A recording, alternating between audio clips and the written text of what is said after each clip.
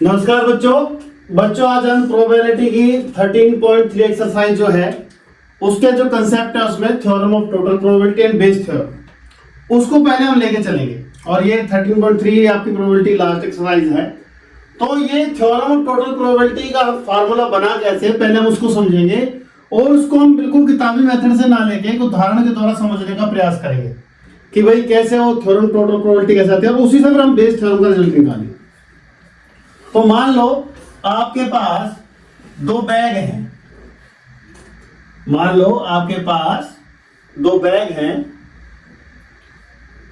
एक बैग का जो आपने नाम रख दिया E1, एक बैग का नाम आपने रख दिया E2। आपके पास इसमें मान लो 5 रेड बॉल हैं और 3 आपके पास व्हाइट बॉल है। इसमें आपके पास 4 रेड बॉल हैं और सपोज करो ये 2 व्हाइट बॉल है। और हमने आपसे पूछ लिया find the probability of red ball, find the probability of red ball, find the probability of red ball. तो आप सपोज करो कि A इज इक्वल टू वो है आपकी रेड बॉल है, आपको प्रोबेबिलिटी ऑफ A निकालना। तो प्रोबेबिलिटी ऑफ A कैसे निकालोगे आप? सबसे पहले तो आप प्रोबेबिलिटी ऑफ रेड बॉल निकालने के लिए दोनों बैग में से एक बैग सिलेक्ट करोगे। सबसे पहले तो आपको बैग सिलेक्ट करना पड़ेगा। तो इसका मतलब हो गया PE1। ठीक है, 2 बैग हैं तो आपका 1/2 प्रोबेबिलिटी हो गई। 3 बैग होंगे तो 1/3 हो जाएगी। 4 बैग होंगे तो 1/4 हो जाएगी और n बैग होंगे तो आपकी 1/n हो जाएगी। लेकिन हमें हम 2 बैग के एग्जांपल से समझेंगे। तो आपने सबसे पहले तो 2 बैग में से एक बैग सिलेक्ट होने की प्रोबेबिलिटी PE1। फिर आपको रेड बॉल निकालनी है PE1 में से, तो कितना हो जाएगा PA/E1। यही तो होगी कंडीशन प्रोबेबिलिटी से। कंडीशन प्रोबेबिलिटी क्या होता था? Find the probability of E when F is already happened. तो आपका E तो आपको ऑलरेडी हैपेंड हो गया, आपका E1 तो आपको ऑलरेडी हैपेंड हो गया। अब उसमें से आपको रेड बॉल निकालनी है तो PE1 डॉट PA/E1 ऐसे ही प्लस। सपोज करो आपका E2 बैग सिलेक्ट हुआ तो probability of E2 into probability of A/E2। इसी को हम कहते हैं theorem of total probability. Theorem of total probability. अगर आपके पास इसी प्रकार हम बैग बढ़ाते चले जाएं E1, E2, E3, ठीक है, तो आपके उसी तरीके से बढ़ता चला जाएगा। तो आपका अगर हम इसको जनरलाइज करें, इफ n इक्वल टू 1 2 3 हम अप टू सोन ले लें। अगर J ले लो, इसको आप अप टू n तक ले लो, इसको J बैग ले लो, तो आपको कितना हो जाएगा? जनरलाइज करें तो PA equal to PE1 dot PA/E1 plus PE2 dot PA/E2 plus PE3 dot PA/E3 up to so PEN dot PA/EN। ठीक है बच्चों, और इसी को अगर हम समेशन के फॉर्म में लिखते हैं P equal to sigma J equal to 1 up to n P of EJ dot PA/EJ। This is called total probability. This is called total probability. अब इसी के बेस पर हम निकालेंगे Bayes theorem. Bayes theorem Bayes mathematician का नाम है।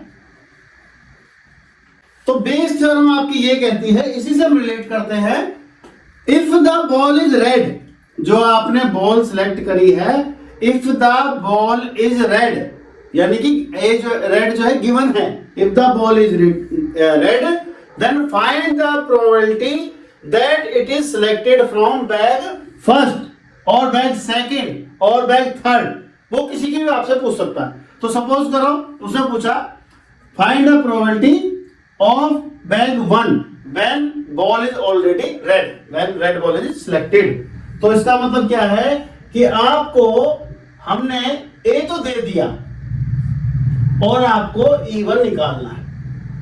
तो कंडीशन प्रोबेबिलिटी में क्या होता था आपका, कंडीशन प्रोबेबिलिटी में होता था पी ए तो नीचे होता था और ऊपर होता था आपका PE1, मतलब आपका इंटरसेक्शन होता था, ठीक है। और वो आपका क्या होगा, यहां से PA कितना है, ये तो आपकी टोटल प्रोबेबिलिटी हो गई। अगर आपका n केस है तो ये हो गया, तो आप ये ले लो कि sigma j is equal to 1 up to n p आपका टोटल प्रोबेबिलिटी तो क्या PEJ into PA by EJ, ये हो गया। और ऊपर इन दोनों का इंटरसेक्शन, और वो क्या हो जाएगा आपका PA into PE1 by A। ये आपका हो गया बेस थ्योरम, ये आपका बेस थ्योरम है। इसी को आगे लेकर हम अब आगे सम करेंगे। आपको ये यहां तक बात समझ में आ गई होगी। इस आर्टिकल को आप अच्छे से समझिए।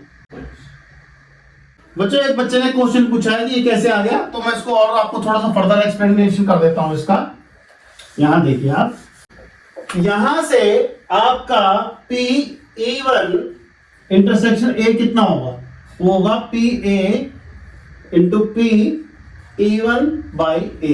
ये हो गया आपको इक्वेशन, आपको इसको फर्स्ट डाल दो। अब आपको निकालना है P प्रोबेबिलिटी ऑफ E1 यानी back first when A is आपका गिवन है आपका, तो वो कितना होगा आपका PE1 intersection A upon total probability PA। तो इसकी प्रोबेबिलिटी कितनी होगी, नीचे वाले की आपकी ये लिख दो आप, sigma j is equal to 1 up to n PEJ dot PA by AJ। ये टोटल प्रोबेबिलिटी आएगी। और ये आपका ऊपर कितना आ गया, ये आपका यहां से फ्रॉम इक्वेशन 1, ये आपका PE1 बाई A कितना आ गया, वो आ गया PA into PE1 by A। ये आ गया। इसको आप और अच्छे से समझ सकते हैं अगर हमने आपको जो कंडीशन प्रोबेबिलिटी वाला समझाया है उसको अगर दोबारा कर लें। ये E1 E2 से हो सकता है आपको थोड़ा सा शुरू में अलग सा लगे, लेकिन अगर कंडीशन प्रोबेबिलिटी जो हमने E और F का कंसेप्ट समझाया आपको, find the probability of E when F is already happened, या find the probability of F when E is already happened. तो उन थ्योरम को आप एक बार पढ़ लेंगे, उन कंसेप्ट को जो हमने अच्छे से समझाया है 13.1 में, तो आप इस कंसेप्ट को बिल्कुल आसानी से समझ पाएंगे बच्चों। इसको आप नोट करो बच्चों। एग्जाम्पल 15 है, एक आदमी ने ठेका लिया है एक जॉब का, तो 0.65 चांस है कि स्ट्राइक होगी, 0.65। और वो कहता है कि अगर स्ट्राइक नहीं होती तो 0.80 चांस है, 0.80 कि काम टाइम पे हो जाएगा। और अगर आपकी स्ट्राइक होती है तो 0.32 चांस है कि जो काम आपका टाइम पे हो जाए। Determine the probability that construction job will be completed on time. तो बच्चों ये क्वेश्चन जो है टोटल प्रोबेबिलिटी का है। तो हम ले लेते हैं ए ले लेते हैं हम। ए जो इवेंट है वो है आपका job completed on time, job completed on time. और हम बी ले लेते हैं event there is a strike, there is a strike. आपको निकालना है प्रोबेबिलिटी ऑफ ए। तो प्रोबेबिलिटी ऑफ ए निकालना है आपका, तो आप एक तो निकालो प्रोबेबिलिटी ऑफ बी कितनी है। प्रोबेबिलिटी ऑफ बी है आपकी, यहां देखिए वो है आपकी 0.65 प्रोबेबिलिटी है कि आपकी स्ट्राइक होगी। तो प्रोबेबिलिटी ऑफ स्ट्राइक ना होने की प्रोबेबिलिटी कितनी हो गई आपकी 1 minus 0.65 that is 0.35। Probability of happening plus probability of not happening is equal to 1 होता है। तो हमने 1 में से प्रोबेबिलिटी ऑफ स्ट्राइक रेस करके निकाल लिया प्रोबेबिलिटी ऑफ नॉन स्ट्राइक, यानी स्ट्राइक नहीं होगी। ऐसे ही वो क्या कह रहा है, वो कह रहा है आपके 0 अगर स्ट्राइक नहीं होती है तो क्या हुआ, आपको अगर स्ट्राइक नहीं होती है तो काम के 0.8% चांस है कि काम टाइम पे हो जाएगा, यानी कि P A by B dash is equal to 0.8, A by B dash is equal to 0.8। और जब कह रहा है 0.32 चांस है जब स्ट्राइक हो जाएगी, यानी कि स्ट्राइक हो गई तो कितने चांस है, 0.32। अब आपको निकालना है P A.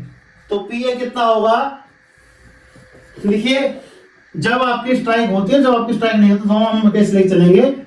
P probability of आपकी बी, यानी कि स्ट्राइक हो गई, dot P A by B, जब स्ट्राइक हो गई ऑन्टो देन स्ट्राइक हो गई probability of A, plus probability of B dash जब स्ट्राइक नहीं हुई, और प्रोबेबिलिटी ऑफ ये आपकी जब हमारी बी डैश हो गई तो काम कितने पर आपका काम टाइम पे कंप्लीट होगा कि नहीं होगा। आप इनकी वैल्यू रख दीजिए। तो P A is equal to P B, P B कितना है आपका, लिखिए 0.65, पी ए बाई बी कितना है आपका 0.32, प्लस पी बी डैश कितना है आपका 0.35 into P A by D B dash कितना आपका 0.8। इसको आप सॉल्व कर लो तो कितना जाएगा 0.65 इंटू 0.32, यह आपका हो गया 0.208, प्लस इनकी मल्टीप्लाई करो आप,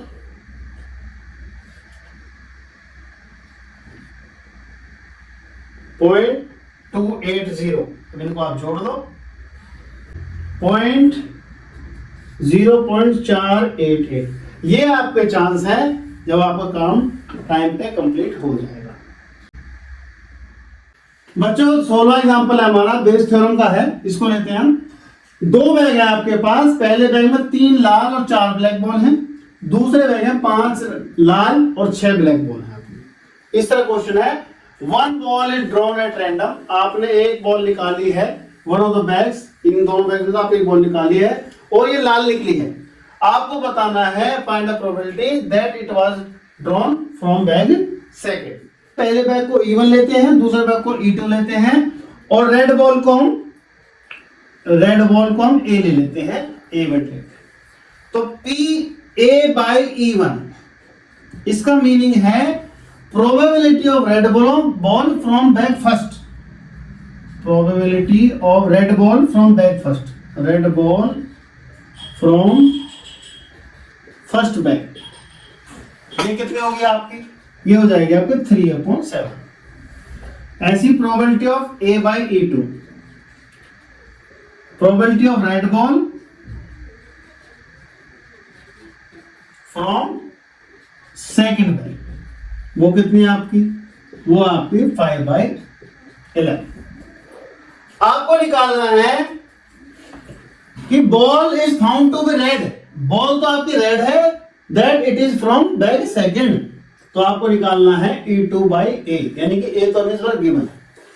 तो आपकी रेड बॉल की प्रोबेबिलिटी सेकंड बैग से कितनी होगी, P E2 second bag dot P A by E2, this one upon P E1 first bag, total probability लिख देना हमने, P A कितना होगा वो लिख रहे हैं हम, P E1 dot P A by E1 plus P E2 dot P A by E2, ये हमारी बेस थ्योरम का रिजल्ट हमने लगा दिया।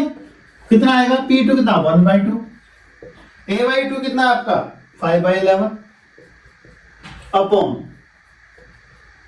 ये कितना आपका 1/2, और ये कितना है from bag first 3/7 plus 1/2 into आपका A बाई 2 कितना 5/11। इसको आपको सॉल्व करना है। तो 1/2 आप देख रहे हो, 1/2 तो कॉमन लेके सारा कैंसिल हो जाएगा, ये आपका आ जाएगा 5/11 और नीचे आपका आ जाएगा 3/7 प्लस 5/11। इसको आपको सॉल्व करना है। तो कितना आ गया आपका 5/11 अपॉन ये कितना आ गया आपका 33 33 और 35 68 अपॉन 77। काट दो इसको। ये आ गया 7, ये आ गया 35 अपॉन 68। ये आपका आ गया probability of red ball from back second. बच्चों बेस थ्योरम का ये वाला रिजल्ट बहुत से बच्चों के समझ में नहीं आ रहा है। उसके लिए मैं आपको एक स्टेप और बता रहा हूं कि जो रेड बॉल की प्रोबेबिलिटी वो निकलती कैसे है। PA यानी कि टोटल प्रोबेबिलिटी कितनी है। अगर आपने इवन बैग लिया, अगर आपने इवन बैग लिया तो प्रोबेबिलिटी ऑफ इवन, अब ये तो ओपन हो गया आपका, ये तो हो गया, तो PA/E1 प्लस सेकंड बैग है तो PE2 डॉट, अब E2 में आपने चुन लिया तो PA/E2। तो ये हमने टोटल रिजल्ट यही हमने यहां पर लिखा है। और अब जब आप एक दो क्वेश्चन कर लेंगे तो आपको फॉर्मूला भी लिखने की जरूरत नहीं पड़ेगी, आपको वैसे ही आपको कंसेप्ट क्लियर हो जाएगा कि भाई हमने कैसे लिखा है। ये टोटल प्रोबेबिलिटी हमने लिखा है, तो प्रोबेबिलिटी फेवरेबल इवेंट आपका फेवरेबल आउटकम है और ये टोटल आउटकम्स हैं आपके। तो ये अपॉन करेंगे, कोई प्रोबेबिलिटी का बेसिक सिद्धांत लिखा हुआ है, तो ये आपकी प्रोबेबिलिटी इस तरीके से हम कैलकुलेट कर लेंगे। बच्चा एग्जांपल नंबर 18 है, suppose that reliability of HIV test is specified as follows. एक लैब है, उसमें HIV का टेस्ट होता है, तो उसकी रिपोर्ट्स के बारे में हम ये क्वेश्चन ले रहे हैं कि ऑफ पीपल हैविंग HIV, वो लोग जिनको HIV है, 90% of the test detected the disease, मतलब उनमें से अगर मान लो 100 लोग हैं हमने टेस्ट के लिए लिए हैं, तो 90% को डिजीज डिटेक्ट होती है, लेकिन 10% को वो टेस्ट नहीं पकड़ पाता। पहली बात तो ये।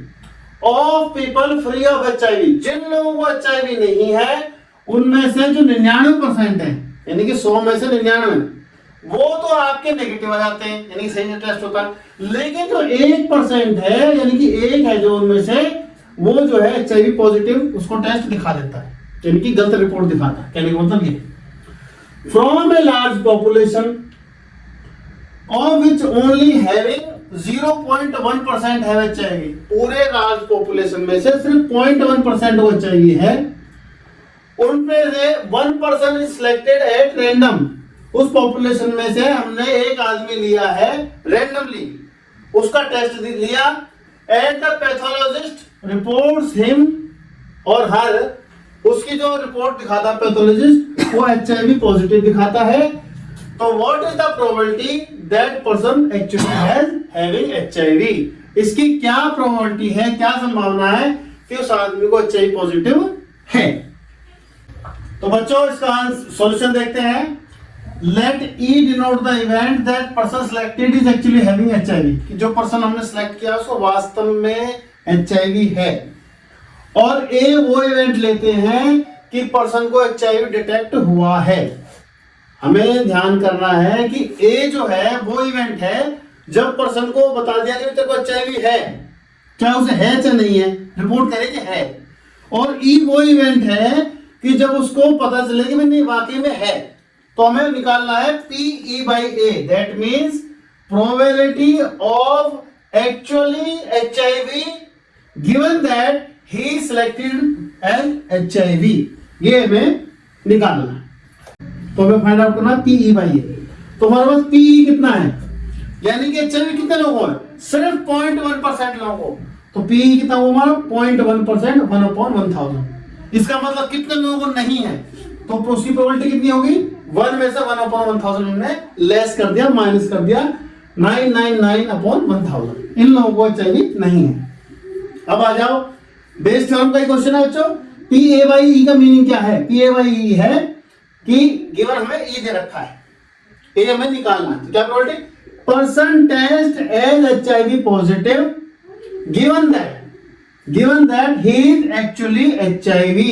तो एक्चुअली कितने हैं, 90%। ये देखिए 90% को HIV है, ठीक है। तो P है person tested as HIV positive given that he is actually positive जिनको है उनको बताना कि वो कितने परसेंट है। तो हमारा 90% है, तो 90/100 हमारा PA/E है। PA/E डैश वो हमारा कितना है, वो हमारा है person tested as HIV positive given that he is actually not having HIV। एक आदमी ऐसा है जिसको मतलब ऐसा है जिसको है नहीं लेकिन वो शो हो रहा है कि वो HIV पॉजिटिव है, तो 1% होगा 1/100। हमें निकालना PE/A। तो क्या फार्मूला बेस टर्म का हमारा, पहले तो हमें सिलेक्ट करना है हैविंग वाला, तो PE into PA/E over PE into PA/E plus PE dash into A/E dash. इस फार्मूले में हमें ये वाली रख देनी है। PE कितना हमारा 1/1000 ये रख दिया हमने। PA/E कितना है हमारा 90/100 ये लिख दिया हमने। फिर अपॉन में लिखिए PE इंटू PA/E, तो सेमी ऊपर वाला वो हमने लिख दिया इनको यूं। PE डैश कितना हमारा PE डैश 999/1000 वो लिख दिया हमने, और PA/E डैश हमारा 1/100 वो लिख दिया हमने। इसको सॉल्व करेंगे, आप कॉमन ले लेना 1/1/1,00,000, 1/1,00,000 आप कॉमन लोगे, ऊपर भी नीचे भी वो कैंसिल हो जाएंगे, ऊपर आपका सिर्फ 90 रह जाएगा, नीचे सॉल्व करोगे 90 प्लस 999 यानी कि 1089। तो ये आपकी रिक्वायर्ड प्रोबेबिलिटी हमारी आ गई PE/E। बच्चों स्टेटमेंट इसकी बड़ी है, क्वेश्चन आसान है, थोड़ा सा कंफ्यूजिंग है, आप थोड़ा सा ध्यान से करेंगे तो हो जाएगा। एग्जाम्पल नंबर 19 बच्चों, इन ए फैक्ट्री जो बोल्ट बनाती है, फैक्ट्री जो नट बोल्ट बनाती है, उनके पास 3 मशीनें हैं ABC। ए जो है टोटल पुर्जों का 25% बनाती है, B 35% बनाती है और C जो है 40% बनाती है। सबसे पहले तो आपको समझना है ये आपके एग्जॉस्टिव केसेस हैं। एग्जॉस्टिव केस का मतलब ये होता है कि वो सारे मिलकर सैंपल स्पेस बना दें। तो आप देख रहे हो 25 और 35 60 और 40 100, टोटल अगर 100 वोल्ट बन रहे हैं तो ये तीनों मशीनें बनानी है, यानी कि तीनों मशीनें मिलकर टोटल एग्जॉस्टिव केस हैं। एग्जॉस्टिव केस का मतलब होता है, हमने पिछले वीडियो में डाला है कि जो मिलकर सैंपल स्पेस बनाते हैं। अच्छा, दूसरी बात एक्सक्लूसिव भी है। एक्सक्लूसिव का मतलब होता है कि एक मशीन का दूसरी से कोई रिलेशन नहीं है। जो एक मशीन बना रही है बी उससे अलग कुछ लेना देना, बी का बी अलग बना रही है, सी अलग बना रही है। तो आपके ए बना रही है 25%, बी बना रही है 35%, सी बना रही है 40% ऑफ देयर आउटपुट। वो जो बना रही है ए जो है 5% खराब पेच बना रही है, आपके 5%, 100 में से 5% से खराब है। बी जो है आपके 4% से खराब है और सी जो है 2% आपके खराब बोल्ट बना रही। आपने एक बोल्ट निकाला और वो खराब निकला है, एक बोल्ट निकाला है और वो खराब निकला है। आपको ये बताना है प्रोबेबिलिटी कि वो बी मशीन ने बनाया है, ये आपका क्वेश्चन है। तो हम ले लेते हैं let M and R the events. जो M है वो जो बोल्ट है वो मशीन ए ने बनाया है, M वो इवेंट है, N वो इवेंट है जो मशीन बी ने बनाया है, और R वो इवेंट है जो मशीन सी ने बनाया है। कि वो जो बोल्ट है जो हमने बोल्ट छांटा है वो ए का है या बी का है या सी का है, इस इवेंट को हमने M N R ले लिया। और ई हमने इवेंट वो लिया है गिवन, एक तरह से गिवन है कि बोल्ट इज डिफेक्टिव, कि भाई बोल्ट खराब तो है ही। तो हमारा पहली प्रोबेबिलिटी है हमारी को मशीन ए ने बनाया वो 25% है, 25%। एन की प्रोबेबिलिटी जो है सेकंड मशीन है जो बी वाली मशीन है वो 35% है, और जो हमारी तीसरी मशीन है आर इवेंट जो हमने लिया है वो 40%। हमें निकालना है कि वो मशीन बी ने वो बोल्ट बनाया है। तो प्रोबेबिलिटी हम E/M, P/E/M का मतलब, M का मतलब गिवन, तो M का मतलब है कि वो बोल्ट जो है मशीन ए ने बनाया है और वो डिफेक्टिव है। तो वो कितना है आपका, वो है आपका 5%, वो है आपका 5%, 5% मतलब 5/100 यानी 0.05।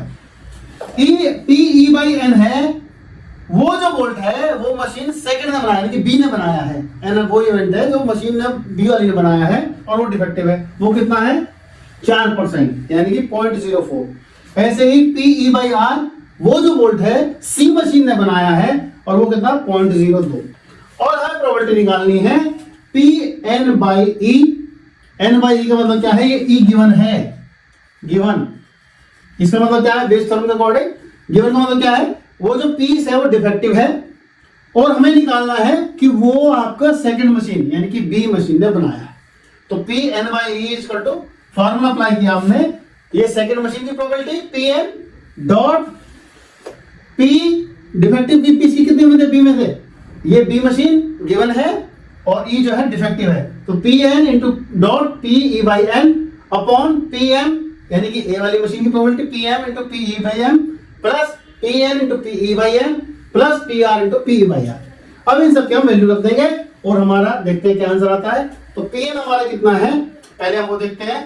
पी एन हमारा है 35% यानी 0.35 और पी ई बाई एन कितना हमारा 0.04 अपॉन पी एम कितना हमारा 0.25 और पी वाई एम कितना हमारा, पी वाई एम हमारा ये रहा 0.05 प्लस 0.35 इंटू 0.04 फिर प्लस पॉइंट पी आर कितना हमारा 40% यानी कि 0.40 into P E by R वो हमारा कितना है 0.02। अब इसको हम सॉल्व करते हैं तो डेसिमल हटा लेते हैं। डेसिमल हटाने का बहुत आसान तरीका है, बटे ये 100 आ जाएगा, बटे 100 10,000 से मल्टीप्लाई कर देते हैं हम, ये सीधा सीधा डिवाइड कर देते हैं, सॉरी। तो ये आपका इतना जाएगा अपॉन 10,000, इसका अपना 125 अपॉन 10,000, ये आपका 140 अपॉन 10,000 प्लस आपका ये आ गया 80 अपॉन 10,000। ये 10,000 आपके सारे कैंसिल हो जाएंगे, कॉमन लेके आप काटेंगे तो सारे कट जाएंगे। ये आपका जाएगा 140 अपॉन, इसको ऐड करो 265 में 80 जोड़ो आप 345, ये आ गया आपका। इसको काट लो, 5 से काटेंगे, 5 दूनी 10, 5 अट्ठे 40, 28 अपॉन 69, 28 अपॉन 69 आपका चांस प्रोबेबिलिटी आ गई कि वो मशीन बी ने बनाया। एग्जाम्पल नंबर 20 है बच्चों, एक doctor is to visit a patient, एक डॉक्टर को पेशेंट के पास जाना है। From the past experience it is known that the probability that he will come by train, पिछले अनुभव के आधार पर हमको ये पता है कि जो ट्रेन, वो ट्रेन से, बस से, स्कूटर से या अदर मीन से जब आता है, रेस्पेक्टिवली अलग अलग आता है, तो जो ट्रेन की प्रोबेबिलिटी है वो 3/10 है, यानी कि 10 में से 3 बार वो ट्रेन से आता है, मतलब ये है। 1/5 जो है वो बस की है, 1/10 जो है वो स्कूटर की है, और 2/5 जो वो कुछ समअदर मीन्स है, उसका कुछ नहीं पता वो कैसे आता है। अगले उसमें कहता है वो the probability that he will be late 1/4, अगर ट्रेन से आता है तो 1/4 चांस है लेट होने के, अगर वो बस से आता तो 1/3 है, अगर स्कूटर से आता तो 1/12 है, और अगर वो अदर मीन्स से आता है तो वह लेट नहीं होता है। When he arrives, he is late. What is the probability that he will come by train? तो वो जब पहुंचता है वो लेट पहुंचता है, हमें बतानी है कि वो ट्रेन से आया है, इसकी प्रोबेबिलिटी क्या है। ये इसकी स्टेटमेंट है कि वो लेट हुआ है और वो ट्रेन से लेट हुआ है, इसकी प्रोबेबिलिटी क्या है, वो ट्रेन से आया है। तो बच्चों हम इसमें सॉल्यूशन में ई तो वो इवेंट लेते हैं, डॉक्टर जो है लेट पहुंचता है, और जो बाकी है हमारे ट्रेन से आने की जो प्रोबेबिलिटी है वो 3/10 है। ट्रेन के लिए हम टी लेते हैं, बस के लिए हम डी लेते हैं, स्कूटर के लिए एस लेते हैं, और अदर मीन्स के लिए हम एम लेते हैं। तो पी टी वो कितना जाएगा 3/10, पी बी 1/5, पी आपका एस 1/10 और पी एम आपका 2/5। तो ये एक चीज हो गई हमारी। अब उसके बाद the probability that he will be late are 1/4, 1/3, 1/12, इसको लिखते हैं हम पी ई बाई टी। तो टी गिवन है, ट्रेन से लेट होने के चांस कितने हैं 1/4, बस से लेट होने के चांस कितने हैं 1/3, स्कूटर से 1/12, और ये पी ई बाई एम अगर वो अदर मीन्स से आता है तो लेट नहीं होता है, तो इसलिए प्रोबेबिलिटी को 0। ये बहुत इंपॉर्टेंट पॉइंट है, 0 मैं लिख दिया, ही इज नॉट लेट, या लिख दिया ब्रैकेट में। अब आपको निकालना है पी टी बाई ई, इसका मतलब क्या है, E is given that is वो लेट हो गया है, हमें प्रोबेबिलिटी बतानी है कि वो ट्रेन से लेट हुआ है, वो ट्रेन से आने के चांस कितने हैं। तो क्या होगा फॉर्मूला, पी टी ट्रेन की probability into P E by T कि वो ट्रेन से आया है, ट्रेन से आ रहा है और लेट हुआ है, ये अपॉन में टोटल प्रोबेबिलिटी, टोटल किसकी, ट्रेन की बस की, स्कूटर की, अदर मीन्स की। ये नीचे वाला जो होता है टोटल प्रोबेबिलिटी बोलते हैं इसको। तो अब आप इसमें फॉर्मूला रख दीजिए इनका वैल्यू, ये 3/10 ये आपका ये वाला इंटू 1/4, 3/10 इंटू 1/4, 1/5 इंटू 1/3, ये सब देखिए आपने ऊपर रखा ट्रेन के लिए, नीचे देखेंगे ट्रेन का 3/10 इंटू 1/4, फिर आपका बस 1/5 इंटू 1/3, फिर आपका स्कूटर 1/10 इंटू 1/12, फिर आपका अदर मीन्स 2/5 इंटू 0, तो दैट विल बी 0, तो ये 0 हो जाएगा आपका। फिर आपको एलसीएम लेके सॉल्व करना है, और वो आप इसलिए देख सकते हैं 3/40 हो गया, ये 3/40 हो गया, ये 1/15 हो गया, ये 1/120 हो गया, और ये 0 हुआ। एलसीएम लेंगे 120, सॉल्व करेंगे, आपका आंसर आएगा 1/2। तो इस तरह से क्वेश्चन बच्चों हो जाएगा, यू कैन नोट इट। बच्चों ये एग्जांपल नंबर 21 बहुत इंपॉर्टेंट है, एग्जाम में भी अक्सर आ जाता है, ये बहुत अच्छा क्वेश्चन है। A man is known to speak truth 3 out of 4 times, यानी कि एक आदमी है जो 4 में से 3 बार सच बोलता है, यानी 75%, 3 बार सच बोलता है, अगर 4 बार बोलता है बताता है तो 3 उसमें से सच होते हैं, 1 उसमें झूठ होता है। ही थ्रोज अ डाई, उसने एक डाई उछाली और वो कहता है कि 6 है, ये 6 है, तो इस बात की क्या प्रोबेबिलिटी है कि ये वाकई में 6 है, यह मैं बताऊं। तो आपने इवेंट ले लिया कि मैं आदमी ने कहा कि भाई 6 आया है, और T1 हमने वो इवेंट लिया कि आदमी जब 6 आया है, T2 ने वो इवेंट लिया जब 6 नहीं आया। तो आपका डाई में जो सैंपल स्पेस होता है 1 2 3 4 5 6, तो आपके PT1 यानी 6 आने की प्रोबेबिलिटी कितने, 1/6, जो आपकी 6 आने की प्रोबेबिलिटी है वो है 1/6। तो T2 यानी 6 ना आने की प्रोबेबिलिटी कितने, 1 - 1/6 यानी कि 5/6। ये तो हो गया आपका फर्स्ट पार्ट। चलो जी, अब आ जाओ PE/T1 यानी कि गिवन है, T1 जो है आपका गिवन है। तो probability that man speaks the truth, यानी कि जो आदमी ने कहा है वो सच कहा है, इसकी प्रोबेबिलिटी 3/4, कि भाई 6 आया है उसकी प्रोबेबिलिटी है 3/4। और T2 ये वो प्रोबेबिलिटी है, वो कह रहा है 6 आया है लेकिन नहीं आया है, यानी कोई झूठ बोल रहा है, तो कितना है 1 - 3/4, 1/4। अब हमें निकालना है, उसने कहा है 6 आया है, इसकी प्रोबेबिलिटी दी हुई है, और हमें प्रूव करना है ये एक्चुअल में 6 है।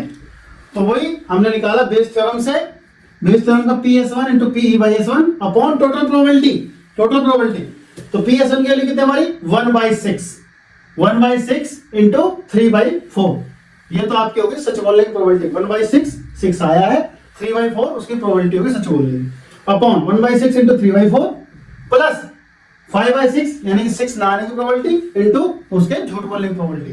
इसको हमने जोड़ा, इसको आप सॉल्व करोगे तो ऊपर वाला 3/24 अपॉन 3/24 प्लस 5/24, इसको सॉल्व करोगे 24 से 24 cancel, 3/8, it is the probability आ गई आपकी, ये प्रोबेबिलिटी हो गया।